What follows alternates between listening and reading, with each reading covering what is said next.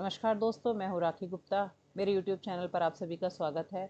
आशा है आप सभी स्वस्थ होंगे। दोस्तों, जैसा कि आप जानते हैं, मेरी लर्निंग की सीरीज़ अभी भी पूरी हुई है जिसमें मैं प्रैक्टिस सेट शुरू किए हैं। तो आज का जो प्रैक्टिस सेट है वो ऑपरेंट कंडीशनिंग थ्योरी पर मैं आप लोगों के लिए लेकर आई हूँ, जिसमें पर्टिकुलर थ्योरी से संबंधित कुछ इंपॉर्टेंट क्वेश्चन हैं जो अक्सर एग्जाम्स में पूछे जाते हैं। यह वीडियो आपकी परीक्षाओं के लिए बहुत ही महत्वपूर्ण होने वाली है, तो बने रहिएगा वीडियो के अंत तक। यदि आपने मेरे चैनल को अभी तक सब्सक्राइब नहीं किया है तो आज ही मेरे चैनल को सब्सक्राइब करें, साथ ही बेल आइकन पर क्लिक करें जिससे आने वाली वीडियो के नोटिफिकेशन आपको मिलते रहें। साथ ही अपने दोस्तों को भी शेयर करें जिससे वो भी इसका लाभ उठा सकें। चलिए देर न करते हुए शुरू करते हैं आज का वीडियो। तो आज की वीडियो में जो सबसे पहला प्रश्न है वो है, who is regarded as the father of operant conditioning theory. Operant conditioning theory के फादर के रूप में किसे माना जाता है? तो इसमें पहला ऑप्शन है थॉर्नडाइक, दूसरा है Skinner, the third one is पावलाव and the fourth is Watson. Thorndike जो है उनको trial and theory error theory के लिए जाना जाता है। पावलाव को भी हमने पहली वीडियो में देखा था कि ये क्लासिकल कंडीशनिंग थ्योरी के हैं, और वाटसन जो है व्यवहारवादी है।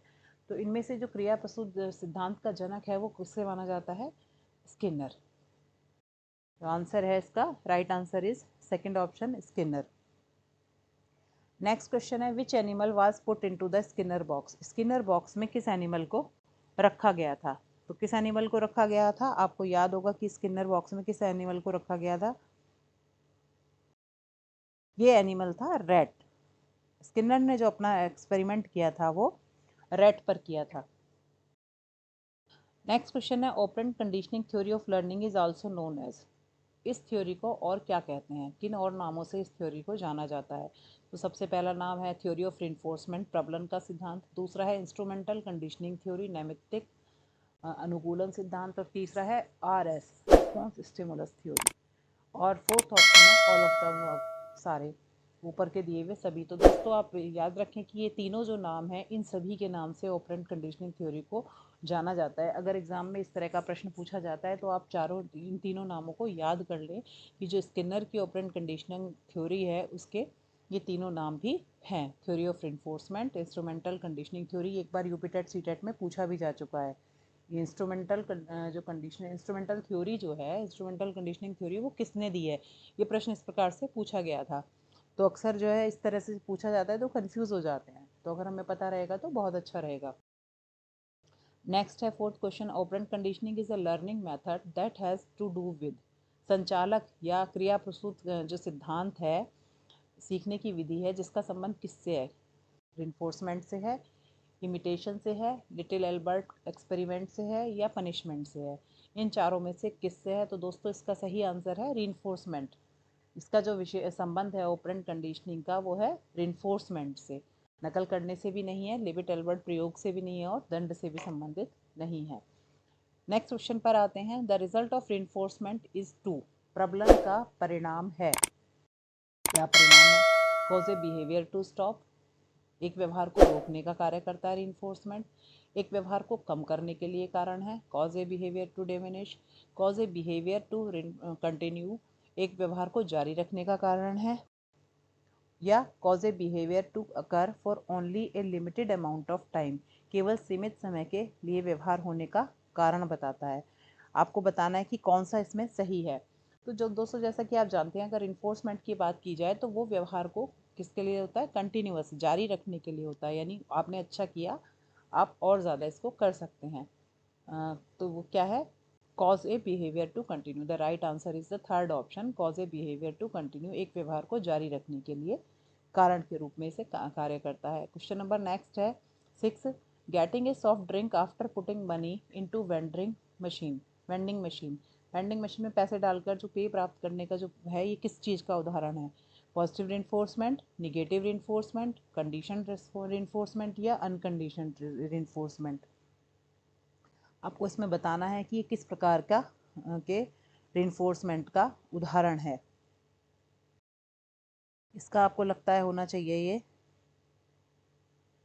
इसका आंसर है सबसे पहला, पॉजिटिव रिइंफोर्समेंट। क्योंकि मशीन में पैसे डालने के बाद शीतल पेय प्राप्त करने से क्या हो रहा है कि वो जब पैसे डाल रहा है, रिस्पॉन्ड किया उसने, तो उसको क्या प्राप्त हुआ? वो पे प्राप्त हो गया। तो इसलिए इसका आंसर है ऑप्शन 1 पॉजिटिव रिइंफोर्समेंट। देन इसके बाद आता है what is positive reinforcement. Positive reinforcement basically क्या है? पॉजिटिव रिइंफोर्समेंट क्या है? Increasing A behaviour by adding something that is good, कुछ अच्छा जोड़कर व्यवहार बढ़ाना। Increasing A behaviour by taking away something that is bad, या फिर किसी बुरी चीज को हटाकर व्यवहार में वृद्धि करना, या फिर decreasing behaviour by adding something, कुछ बुरा जोड़कर व्यवहार घटाना, या decreasing behaviour by taking away something that is good, किसी अच्छी चीज को हटाकर व्यवहार को कम करना। इन चारों में से पॉजिटिव रिइंफोर्समेंट क्या है? सकारात्मक क्या होगा? जब कुछ अच्छा जोड़कर व्यवहार को बढ़ाया जाएगा। तो the option 1 is correct for this question, increasing A behaviour by adding something that is good. अब आता है question number 8, what is negative reinforcement. नकारात्मक पुनर्बलन या प्रबलन क्या है? बिल्कुल सेम इसके वो हैं ऑप्शंस हैं, इनमें से हमें बताना है कि नकारात्मक कौन सा है। तो नकारात्मक जो है इसमें है option 2, increasing A behaviour by taking away something that is bad, किसी बुरी चीज को हटाकर व्यवहार में वृद्धि करना नकारात्मक प्रबलन कहलाता है, ना कि बुरा जोड़कर व्यवहार घटाना या किसी अच्छी चीज को हटाकर व्यवहार को कम करना। तो नकारात्मक प्रबलन क्या है? किसी बुरी चीज को हटाकर व्यवहार में वृद्धि करना। अब आते हैं नेक्स्ट क्वेश्चन पर। नेक्स्ट क्वेश्चन है a fixed interval schedule is. जो फिक्स्ड इंटरवल शेड्यूल है वो क्या है इनमें से? सबसे पहला है a reinforcement schedule that reinforces a response after a unpredictable amount of time, एक ऐसा प्रबलन अनुसूची जो अप्रत्याशित समय के बाद प्रतिक्रिया को पुष्ट करती है।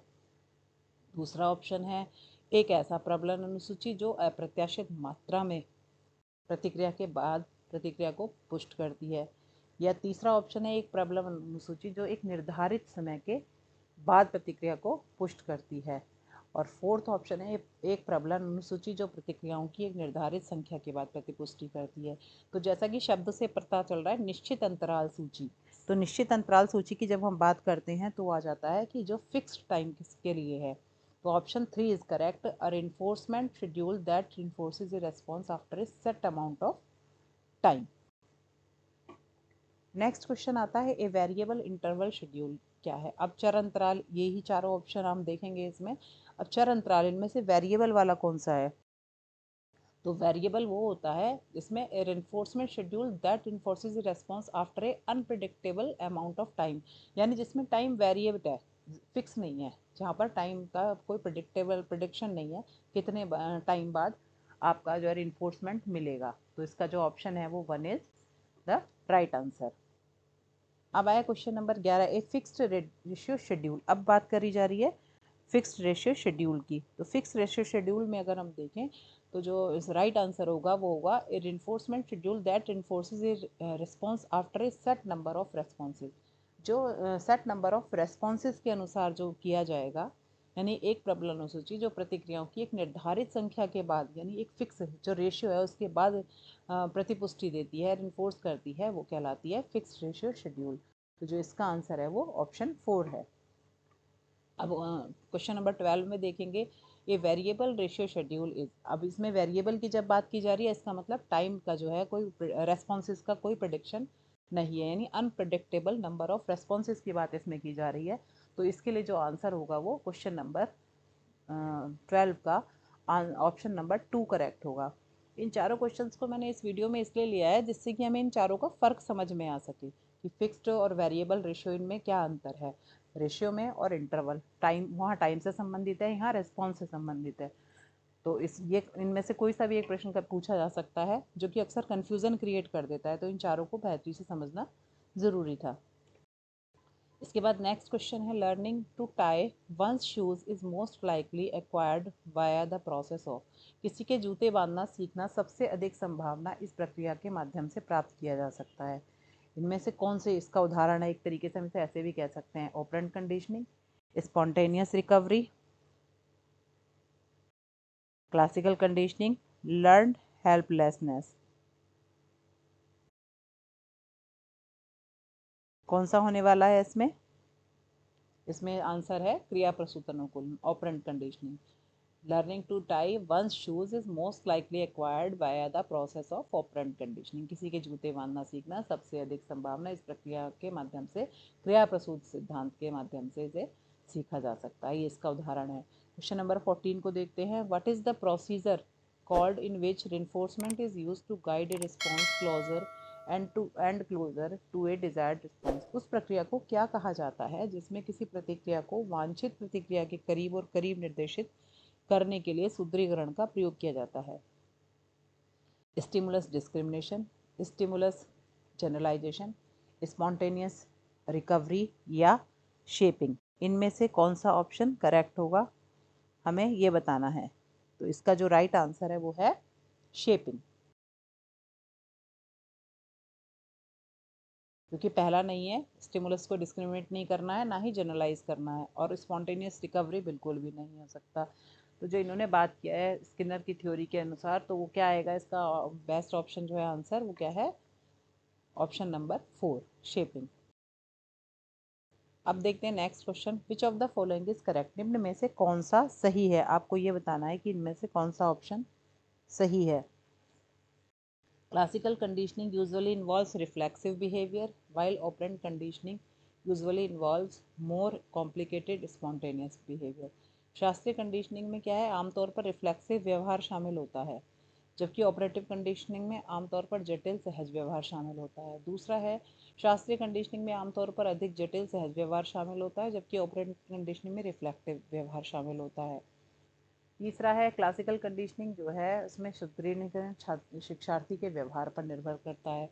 In operant conditioning the UCS and CS occur independently of the learner's behaviour. संचालक कंडीशनिंग में या क्रिया प्रसूत कंडीशनिंग अनुकूलन में यूसीएस और सीएस शिक्षार्थी के व्यवहार के स्वरूप में स्वतंत्र होते हैं।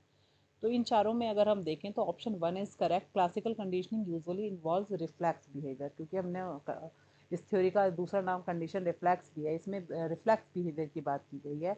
जबकि जो ऑपरेंट कंडीशनिंग है उसमें इन्वॉल्व है क्या, मोर कॉम्प्लिकेटेड स्पॉन्टेनियस बिहेवियर।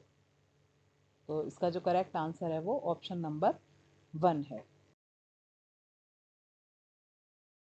तो ये थे आज के प्रैक्टिस क्वेश्चन, जो कि ऑपरेंट कंडीशनिंग थ्योरी से रिलेटेड मैंने कुछ क्वेश्चंस को कवर करने का प्रयास किया था, जिससे कि आपकी कुछ प्रैक्टिस हो सके और कुछ आपको कंसेप्ट भी क्लियर हो सके इससे संबंधित। यदि मेरे आपको आज का वीडियो पसंद आया हो तो मुझे अवश्य कमेंट बॉक्स में अवश्य बताएं। साथ ही मेरे वीडियो को लाइक करें, मेरे चैनल को सब्सक्राइब करें और बेल आइकन पर क्लिक करें।